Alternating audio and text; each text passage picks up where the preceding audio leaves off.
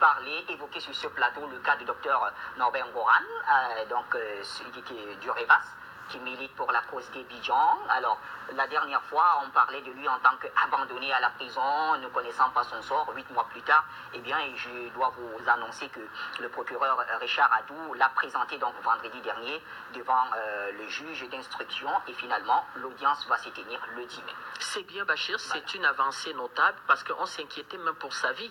Oui. Vous savez que cette fameuse prison Côte d'Ivoire, dont j'oublie le nom, la Maca, c'est en quelque sorte un assassinat, c'est une forme d'assassinat, c'est-à-dire que vous y êtes empoisonné de façon, comment je vais dire, subtile, vous y sortez, vous n'avez plus la plénitude de vos moyens, surtout aussi qu'il se battait pour une cause juste.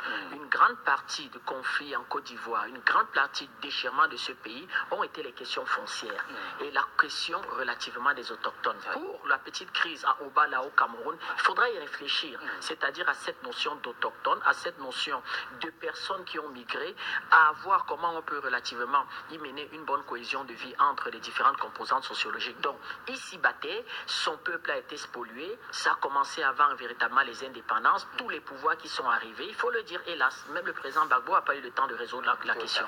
Et il a été embastillé de la façon la plus crapuleuse que ce soit. Il aura un procès, on verra véritablement ce qu'on lui reproche, nous serons extrêmement attentifs, Bachir, très attentifs, nous sommes en contact avec un certain nombre de personnes qui défendent la même cause que lui et on tiendra les Camerounais, les Ivoiriens informés de ce qu'il y va, surtout que l'Union européenne aujourd'hui est très encline à des questions de droits de l'homme, d'après eux, ce que eux dans leur esprit définissent comme droits de l'homme.